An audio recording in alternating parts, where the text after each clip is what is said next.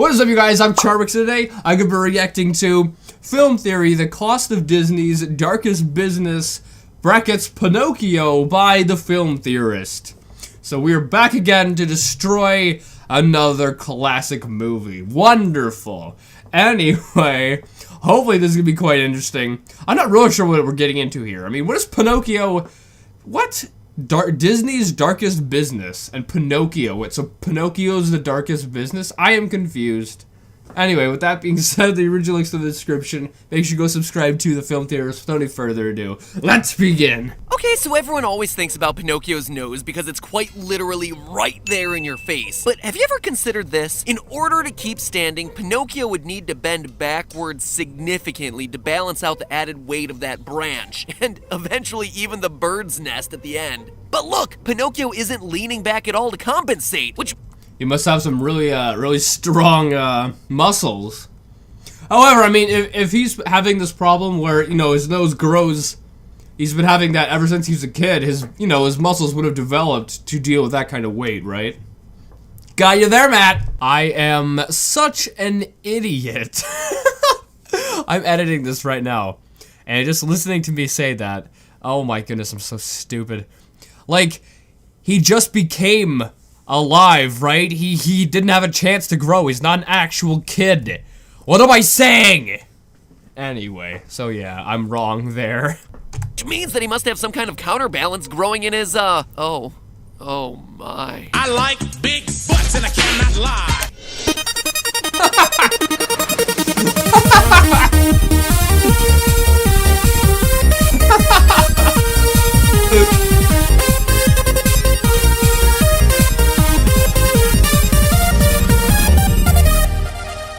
Internet, welcome to Film Theory, the show that has no corporate strings to hold us down, which is why we get to talk about things like child slavery in Disney films. That's right, today we're going all the way back to that Disney classic about the exploitation of child laborers, Pinocchio. Now, yeah, I remember, like, the actual story of Pinocchio is really, it's quite messed up, because, yeah, that does happen in it. As a kid, this movie just really provided me with years' worth of nightmare fuel. I mean, Monstro's mouth, anyone? Children turning into literal work mules? Yeah! Terrifying. But looking back on it now, Pinocchio actually raises a lot of questions. Like, did people really just throw money during marionette shows like some kind of puppet strip club? If people who go to Pleasure Island become jackasses, are the other animals that we see throughout the movie also people? Or are there just animals who actually do walk around as living creatures? What about this fox? He's awfully human. What about Jiminy Cricket? We haven't even gotten into the logistics of literally lighting a fire inside a whale. Sadly though, all these questions are gonna have to wait for another day because today we are tackling everyone's favorite subject, business. Specifically the business of Pleasure Island, the bizarro 1940s bad boys utopia. Look at yourself.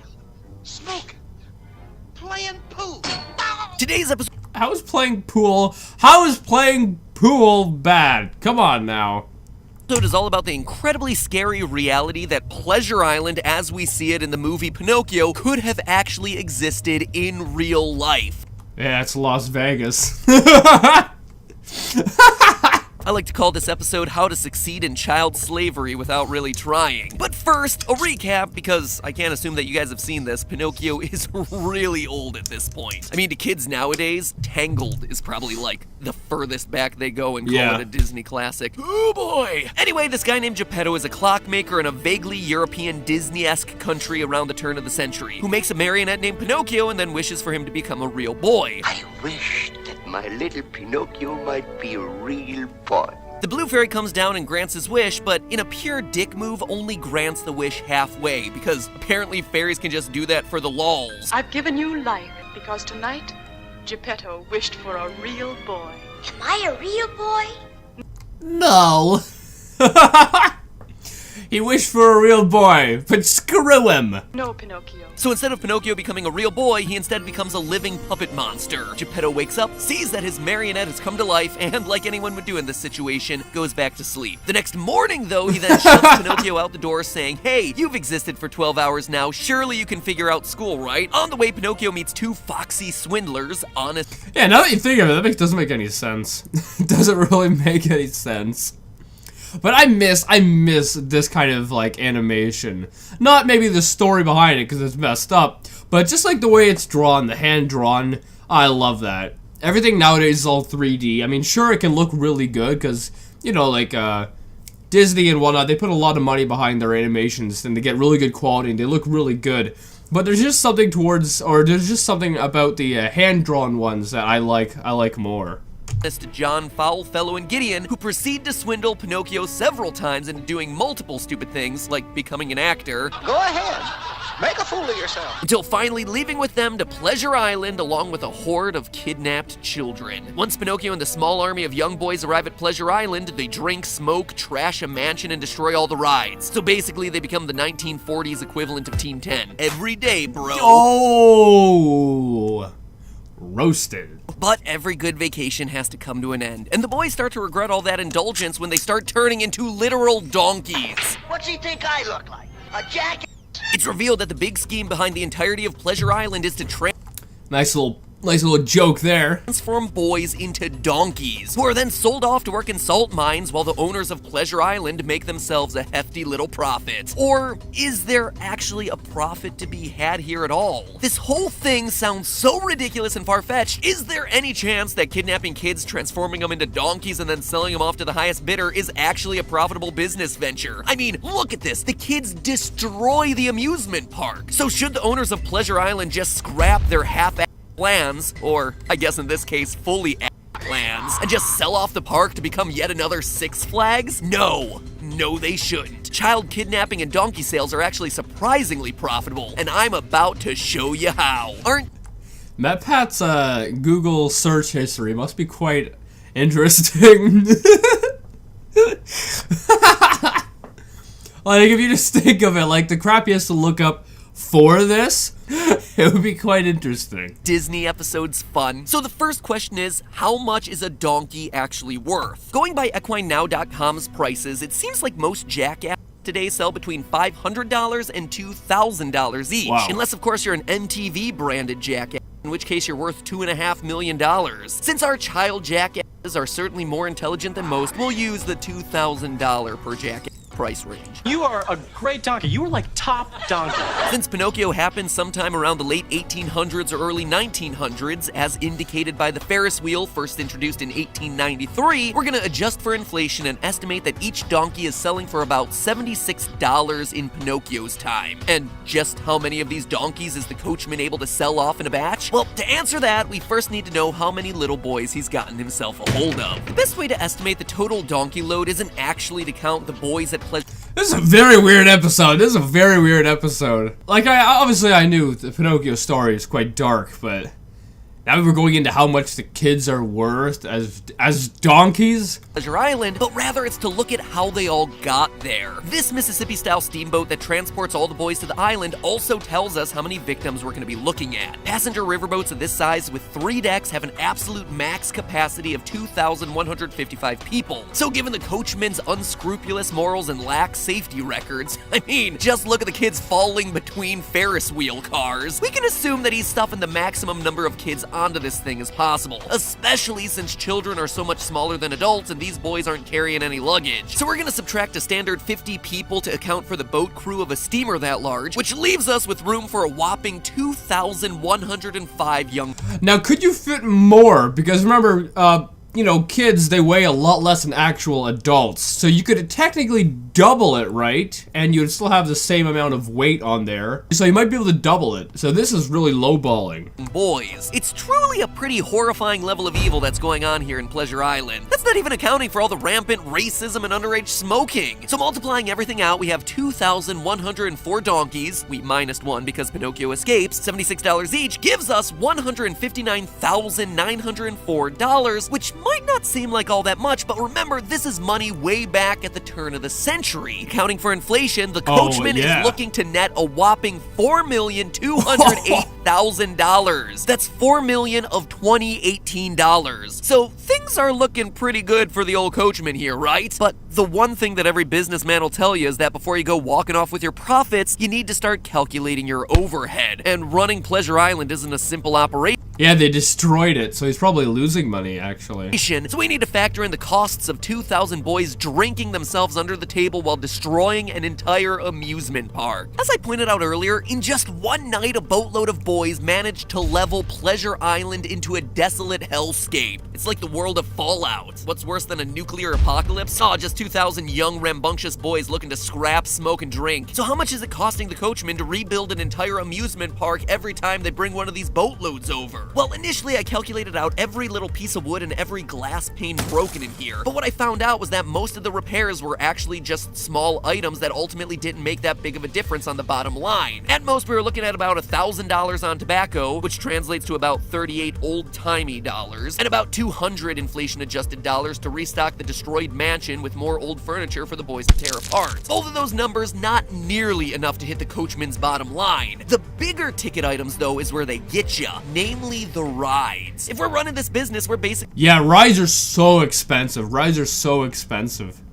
Now, since I think Matt did lowball it, because remember, you could fit like, you know, one adult is basically 2 kids. And if you could fit 2,000 adults on that steamship or whatever, you could deck that you little. You could deck that you little. You could deck that you little. You could technically fit 4,000 kids on there. And if you do that, the guy's profit is no longer $4 million, it's 8 point something, right? So if you were to do that, then maybe it might be worth it. Gonna need to replace the Ferris wheel cars and the entirety of the carousel, which looks like the central axis has actually been bent down the middle. This all begs a completely separate question. What kind of hell beasts are these children? I mean, what would enable them to even be able to try bending a carousel in half? And how many children did it take to accomplish that sort of thing? Or was it just one super kid? Maybe some solid steel marionette who's also on his way to becoming a real boy too. Anyway, these are the expensive things to replace, but when you actually run the numbers, they don't wind up being all that expensive. Ferris wheels are surprisingly cheap, which is... What? I thought Ferris wheels were quite expensive. Honestly kind of scary to think about as you dangle 40 feet in the air on one. Smaller, used Ferris wheels cost as little as $15,000. I was expecting them to be like, you know, like $500,000. I guess I don't know anything. Back in 2008, the Santa Monica Ferris wheel was put on sale on eBay for a mere $50,000. And it's worth noting that that Ferris wheel is both large and famous, which is jacking up the cost. So we're gonna assume that the coachman isn't feeling too spendy here, and we'll go with that $15,000 estimate, or 572 old-timey adjusted dollars. Still nothing that's even close to making a dent into his total profits. Now, the carousel's gonna run you a bit higher. The cheapest option is from the Carousel Works for about $320,000. Now that's what I'm talking about. That makes more sense. Why does a carousel cost 320 grand and an actual Ferris wheel cost 15?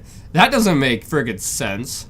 Or $12,000 in inflation-adjusted costs. Now, they wouldn't have to buy a whole new carousel every time so long as the turntable still worked, but from what I can tell, in carousel terms, that thing is totaled, which means that the coachman is going to be forking out $12,000 for a new merry-go-round every time he does one of these little trips. So between the 2 major rides that need to be replaced with every new batch of kids, plus all the smaller incidentals I mentioned, the coachman is looking at about $13,000 worth of operating costs, which still leaves him with $146,904, or $4 million of 2018 Wow. money. But the biggest cost here is actually still coming: kidnapping the boys in the first place. The coachman has to pay low-life scum like Honest John with a big ol' sack of loot that we actually get to see. How big is it? This sack of loot is so big that it would be totally devastating to carry. I ran calculations on the amount of gold this thing holds by comparing it to the size and capacity of a standard German beer stein, which we see it lined up against in this shot. It comes out to about 1,900 cubic inches of gold, which converts to a whopping 1,211 troy ounces, or 83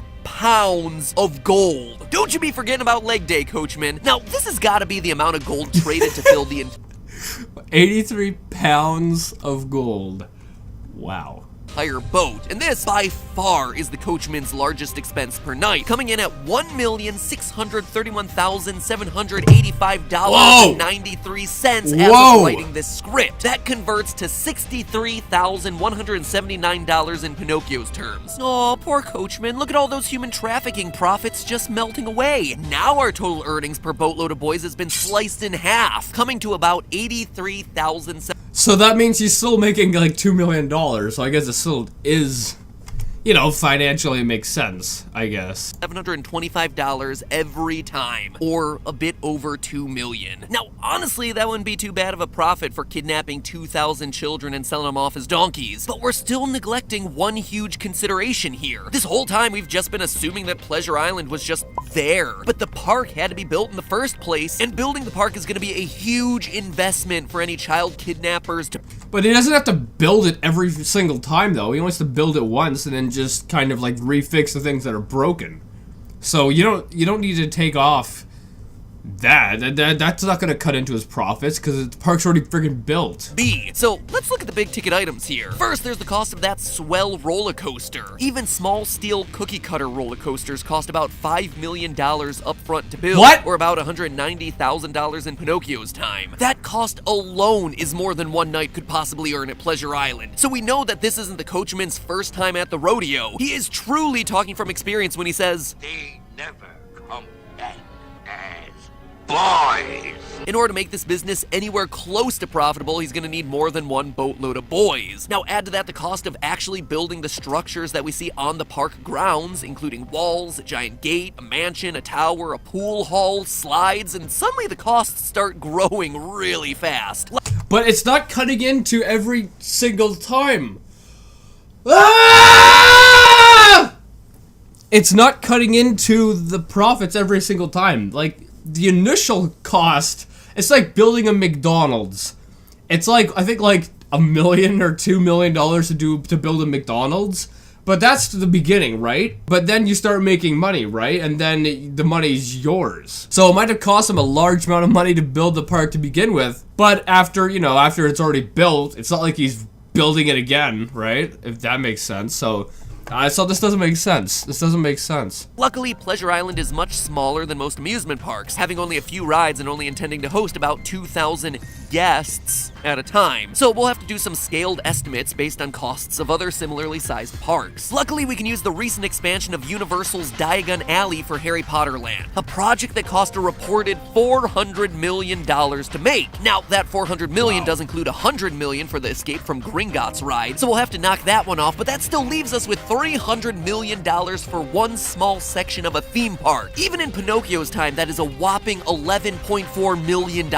If Pleasure Island were even only the size of just that one small section of a park, there would still be a huge amount of upfront costs in creating this business, one that would take the coachman years to recoup. So this whole thing seems busted then, right? With an upfront cost of $11.5 million between the roller coaster, the Yeah, it would take him a long time to recoup it. park, the other rides, the employees, $76,210 in costs every time the coachman brings in another batch and they completely trash the place. He would need to bring in 139 boatloads of small boys to Pleasure Island before he would even start to turn a profit. Though you're saying it's 2,000, you know, kids per boatload. But it wasn't that 2,000 adults that could be on it? And since, you know, as I said, 2 kids are basically worth 1 adult, so you could technically do 4,000 per boatload and the weight would be the same. So, you know, you could do 4,000. So really, this would be cut in half, if that makes sense. Translates to a whopping 292,000 children. Won't somebody please think of the children? That's gotta be impossible, right? No. No, it's not. The coachman's main source of children during this time would have been orphans. France kept remarkable records of child abandonment in the 19th century, but they were basically the only country who did, so we'll have to work off of their numbers. France recorded about 164,000 abandoned children annually in the mid-1800s. What?